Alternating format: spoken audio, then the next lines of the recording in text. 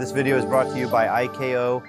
I had members of my team multiple times come up to me and say, Christian, we see what's going on. You're our leader and we want to follow you. Tested you the most because they're all brutal jobs. They're all brutal. When you're competing and you have to be not the cheapest, but like you said, like there's no loyalty. Every dollar counts. Scared to take that leap, scared to take that chance, scared to start your own company. I think fear is holding a lot of people back.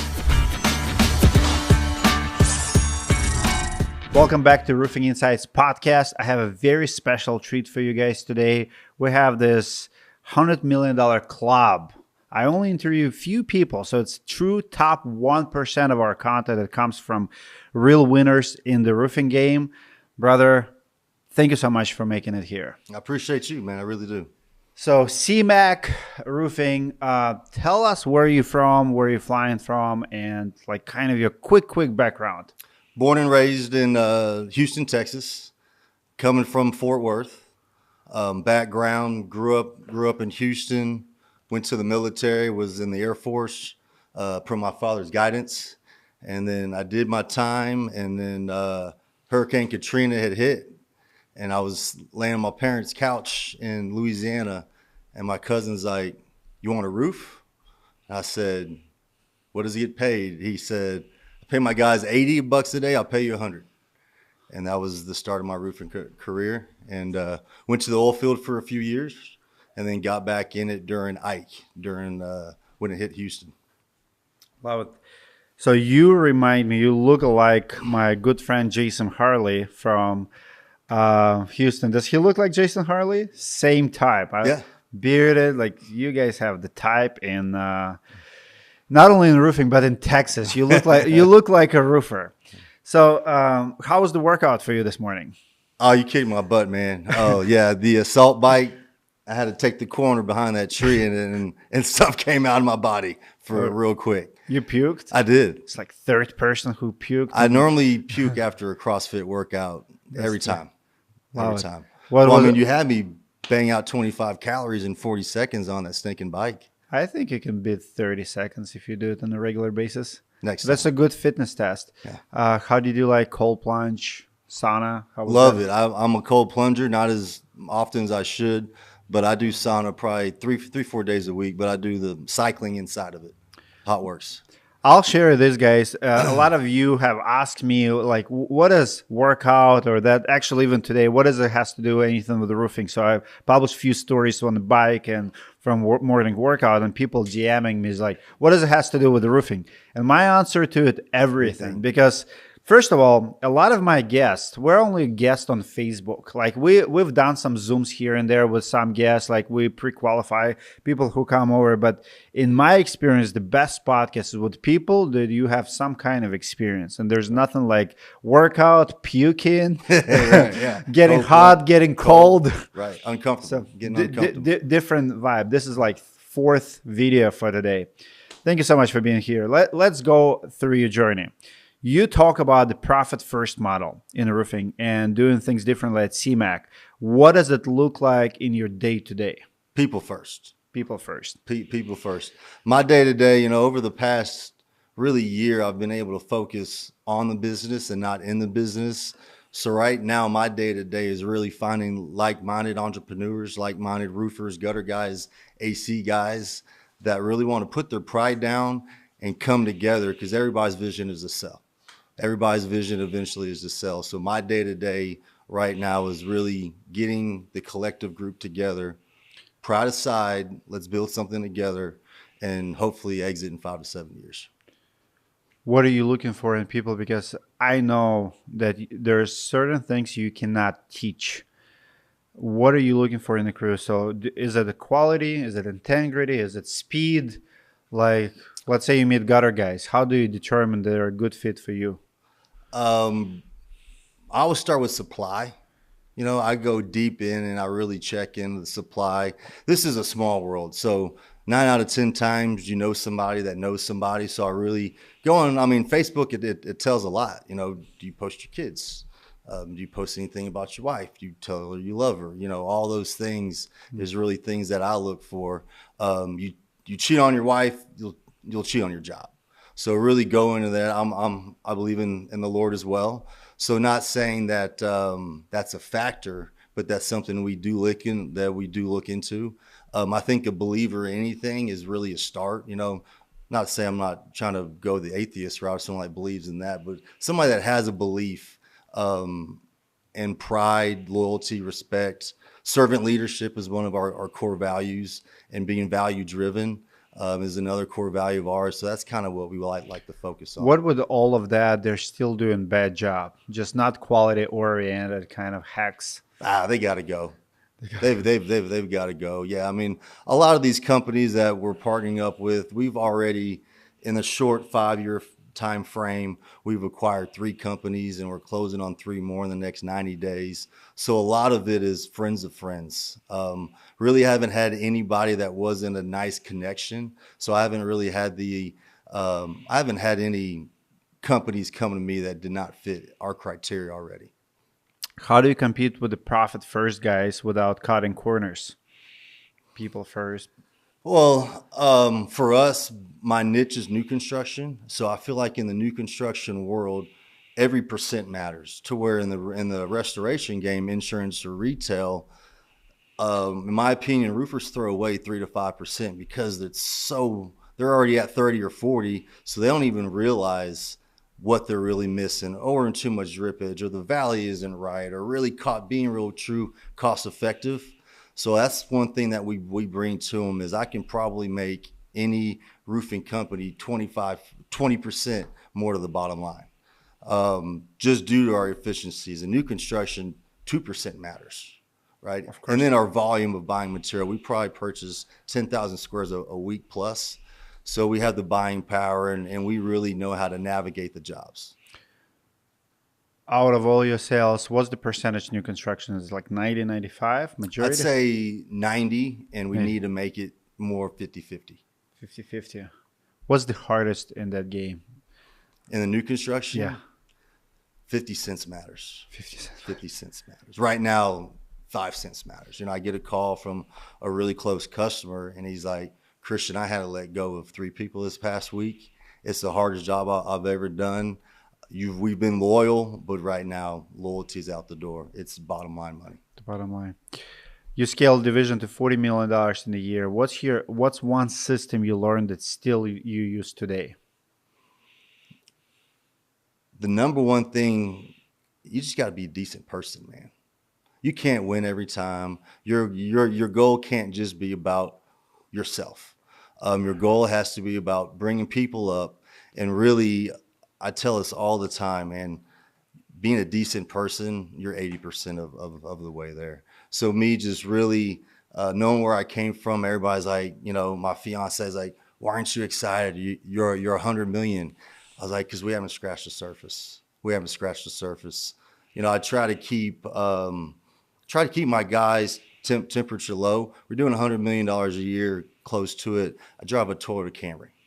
So it's really not, I try to let these guys know, I understand the roofing world is the Lambos and the jacked up trucks, but it doesn't have to be, right? Drive a Toyota Camry hybrid, 50 miles per gallon, $32 to fill it up. I'm a happy camper, right? So that's really what I'm trying to bring to the guys. That's my kind of people. Yes. I love it. Right. My best vehicle in the business always been, like even today, like even my truck is a hybrid, but it was a Volkswagen Jetta, 50 miles per gallon, TDI, 2-liter. Love it. Couple of years in the business. Everybody was making fun of me because I did not have a truck. And then I got 2 trucks, put drivers on them, and I still was driving the TDI. Yeah. Because, but before the Camry, at my last employer, I had a Ford Focus. And the only reason I went away from the Ford Focus, I was picking up my boss from the airport, and he's literally from me to you. He's looking, and I go, meep, meep, you know, and he looks down at me, and he's like, I was like, all right. So finally bought a truck after that. But then when I started Cmac, I was like, it's back to the roots. There's nothing different from getting in a vehicle, cloth, just like, all right, it's work day. Then you go home, you have a nicer vehicle for at night and for the weekends and stuff. But it's time to grind. That's my roofer truck. Love it. So you have offices in 3 states. How do you manage all of those teams and make sure things are running well remotely? I've got probably the best team ever. Oklahoma and Arkansas kind of came to me through a competitor who really wanted to grow his business. So he came on, and Oklahoma and Arkansas overnight went to a $10 or $12 million market for us. So I've got great people that have allowed me to really step out and go for the greater good, and that's to build this company. How do you keep your team motivated beyond paycheck? Because obviously, when you're competing and you have to be not the cheapest, but like you said, like there's no loyalty, every dollar counts. How do you motivate team when sometimes you probably know you cannot pay them what competition can pay? My team, because of where we're going, and we are going that sale route. You know, we're changing Cmac into stock, so where they're going to get stock to know in 5 to 7 years. Yeah, you could have made maybe $20,000 or $30,000 more a year, but when we sell in 5 to 7, you'll get a couple $100,000. So big vision. Big vision, big vision. Our re-roof team, they make more money on our side because of our buying power and the way we operate it. So my re-roofs team is using our efficiencies to be at that closer to the 50 to 60% gross margin. How competitive is new construction versus retail or insurance? It's not even close. It's not even close. If I told you the turnkey numbers that we're at, you'd be shocked. How many people are beating at that? Put it like this: in DFW, there's probably 8,000 insurance roofers. There's probably 8 new construction roofers. Wow. 8. There's probably 20, but there's 8 that own Sure, it. the big That is their day-to-day job. And there's 40,000 houses being built. Wow. Let's talk about the industry trends. You work in Texas, Atlanta, Nashville. Which market is the hardest and why? I'd say Nashville and Atlanta are very similar on the new construction side. To me, it's totally different what each trade does. You know, in Texas, your framer does typically your frame, your cornice, and your decking. Atlanta and Nashville, your framer does the frame and decking and not the cornice or siding. So you're roofing houses that have no fascia. So we're coming before the siding guys. So to me, for me, it's opportunity, right? Okay, well, what if I did the decking and the siding? So for me, that's kind of my big picture of mine. But going to these markets and seeing drip edge installed with no fascia, you got to leave the gap, and then they slide the fascia up through it. But which one would you say the hardest market to be in right now in 2025? Hardest market on insurance is always going to be Texas, I think. What about new construction? New construction, it would be those other states just to do this. It's just not what I'm used to. I see. What's the biggest difference between new construction and storm restoration? I know like there's competition, like you said, but what other differences between profit margins, obviously? In my opinion, your new construction roofer creates the roof system. They create the puzzle to where a re-roofing guy, he sees the puzzle made already. He's just taking it apart and putting it back together. A lot of them, in my due diligence, a lot of the re-roofing guys don't truly understand a roof system. They know to put back what was there, but dead valleys and all these other things where you have to have pitch pockets, you know, all these different things that come into place. If you're truly re-roofing the house, are you really doing the flashing? Are you really doing the pans correct? Who's making those decisions? Is that a roofer? Do you consult builders how to build it? Because a lot of builders don't know roofing, so they rely on you, but at the same time, you rely on them to give them the blueprint and how to do it. We get the blueprint, a lot of EPOs out in the field, you know, and changing from it. But in Texas, it's more architect and design that they do not care about the roof, the roof or the functionality. So it's a lot of in the field, dead valley pans with 36-inch metal. Here, you guys would probably do exposed because of your snow and your other elements. But in Texas, it's covered up with shingles. So the re-roofer guys, they really don't know until they tear it off. In your opinion, what's number one mistake that roofers make when dealing with builders? Oh, dealing with builders. The number one mistake that they would make is putting a re-roof crew on it because they don't understand the roof system.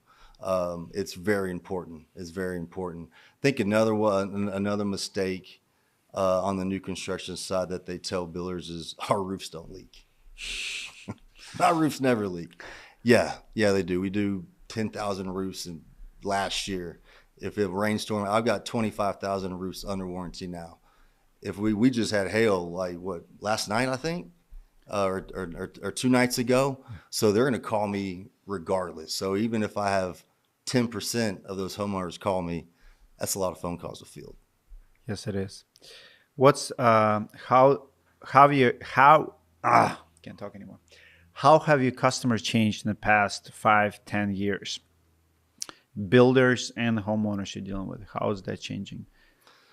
Like we spoke a second ago, right now it's all price. It is all price conscious. The industry's down. New construction down about 22% for this year, and I see it tanking a little bit more.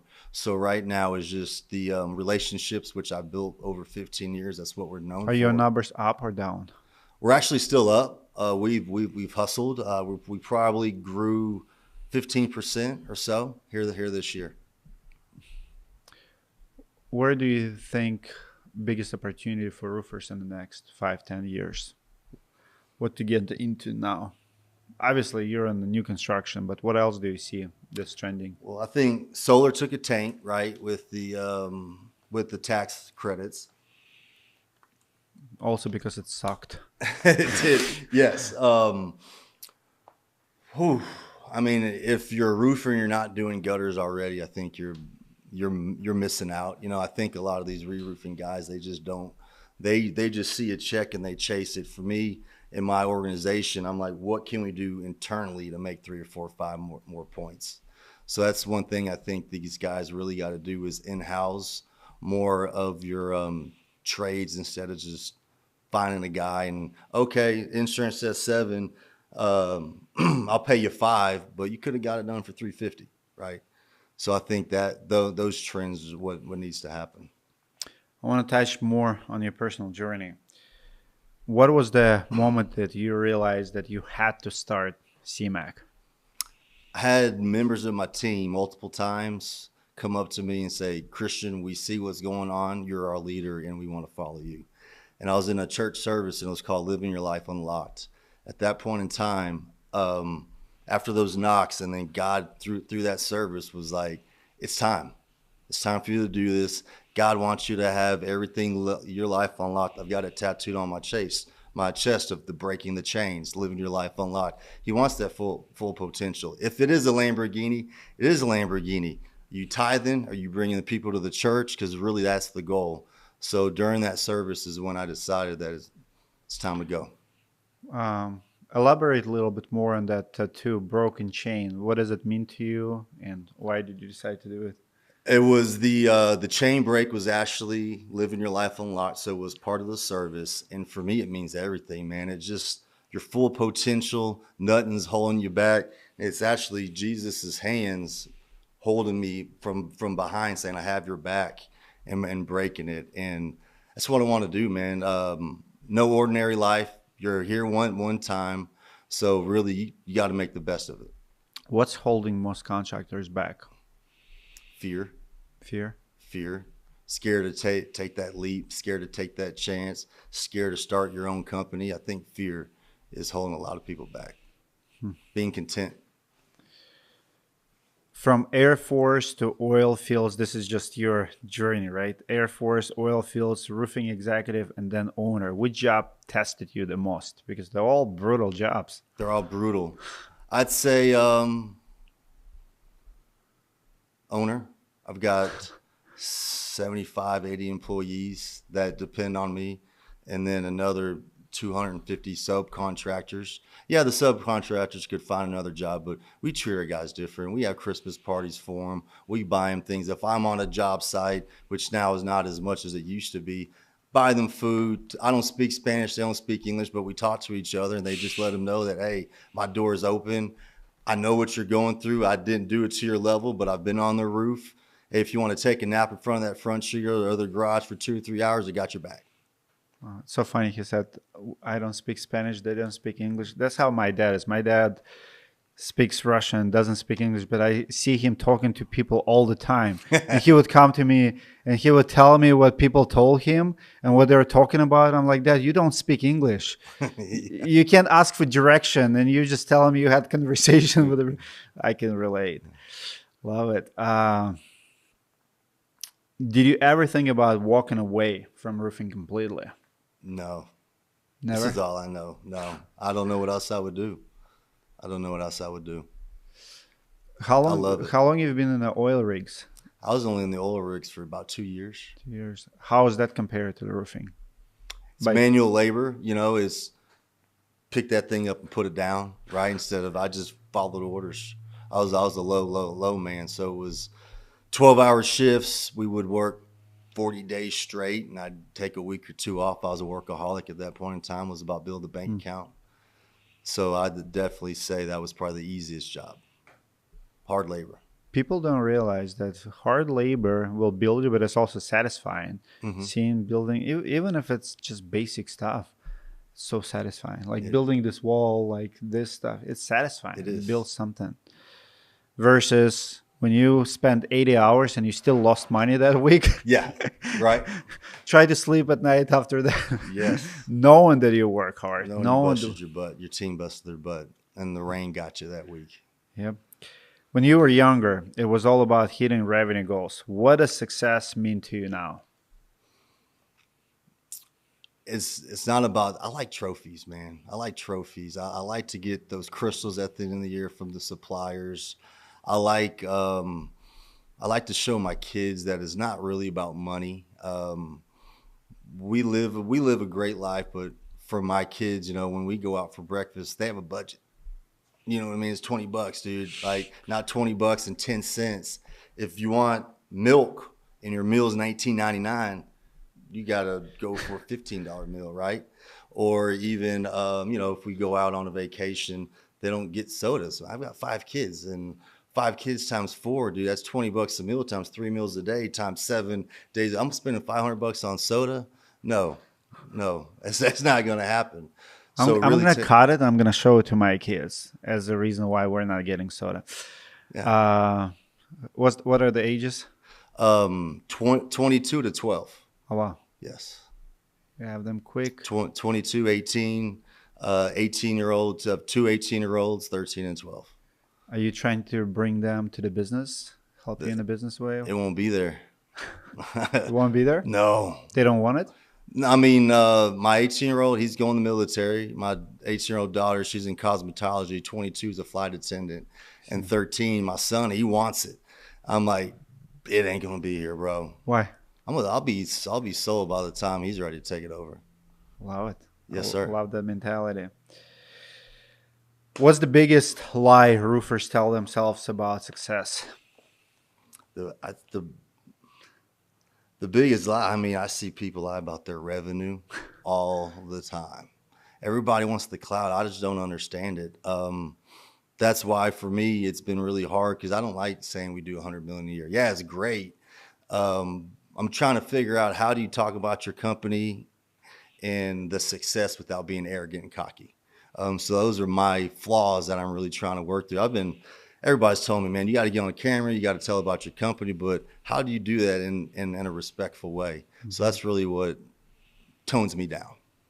There's an art to it, art of telling the story. And I think my advice to you is don't make it about yourself, bring value to others. If you teach someone, like the secret to me to social media is people are selfish. They'll follow you if there's something for them. Right.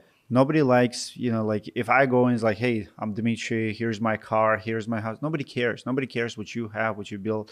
How can I get what you have? Right. How can I build a business? How can I build $100 million company?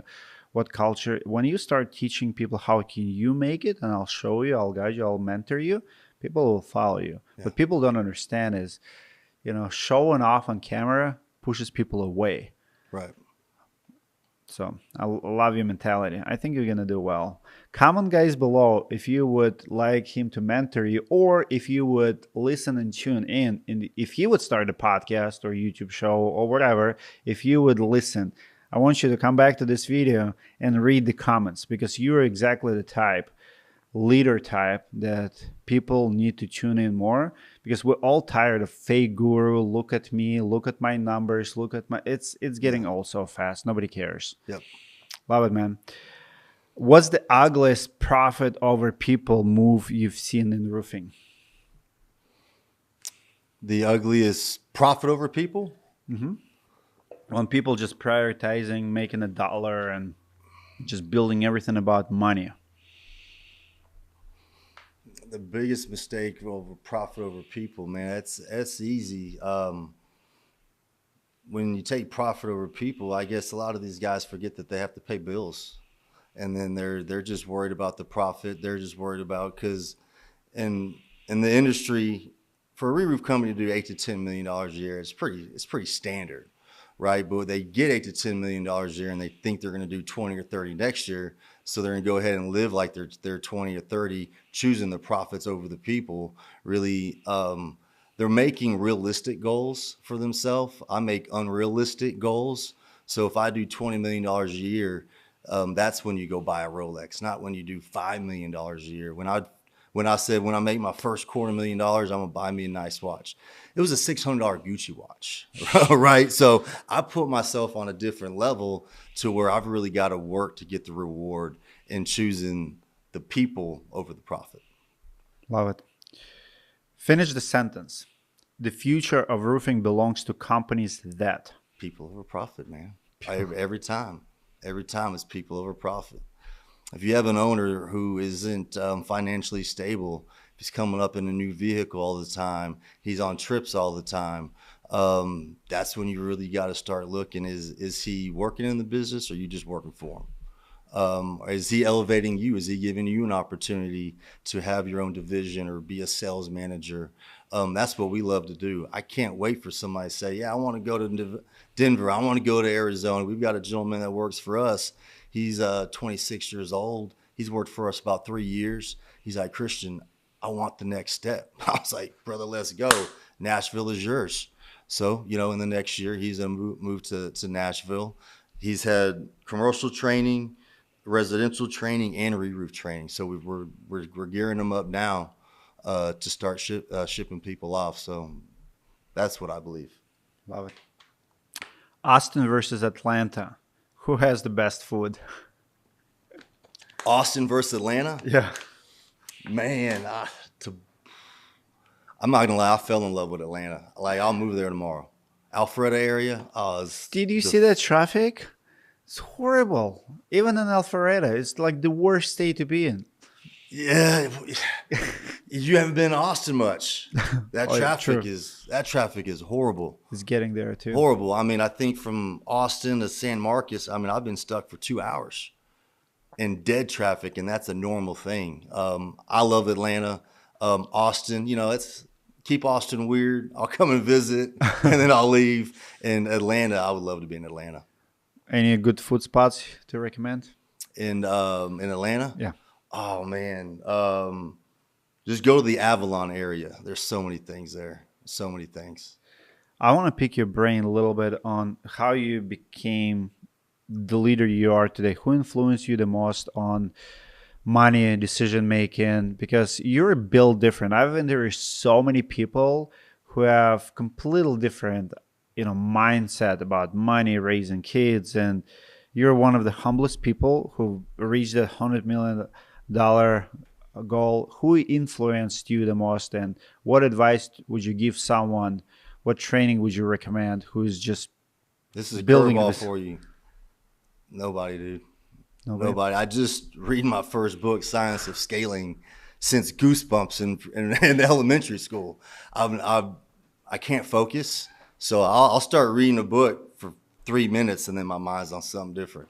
I don't believe in taking medicines and all that stuff. But I feel like you need to deal with your situation. For me, it's in my bag. I still got a voice recorder that I walk around with, and if I think about something, I talk about it. If I'm on the phone with you and you say something, put my voice recorder, write it down in my Remarkable, go over it each day and let it soak in. But besides watching my dad was a salesman. He sold jewelry for a living. I'd go on him with his rides and his sales meetings, and I get my work ethic 100% from Pops. 100% from Pops. If anybody that meets my dad will say he's a man of his word, They used to talk about him. He's a little Portuguese guy with gold diamond. You know, he was just jewelried out because he sold jewelry. Yeah. So I think the work ethic comes from my dad. I'm going to go back to it, man. Just being a decent person, not having to win every time, just seeing other people win and really enjoying other people winning. A lot of people say it, but do they really enjoy it? You know, I love it. I love it. Well, here's my take from this interview and what he just said. To be successful, you have to keep it super simple. If it's not broken, don't fix it. If it works for you to be simple, I actually have seen him, making notes and stuff. I'm the same way. I still like handwriting. Still, there's so many tools. There's so much noise. There's so many mentors. Like every time you go to YouTube, wherever, there's advice. But at the end of the day, you have to do what you understand, what you do. Thank you so much for make it as simple. Because sometimes we're all looking for that shortcut, next thing to improve our life. And life is simple. The simpler you keep it, the better it gets. Post-its and whiteboards, man. It still works. It still works. It still works. It's not going anywhere. Does not. Guys, comment below what you think about the episode. I read all of my comments and reply to them. And I'll see you in the next video.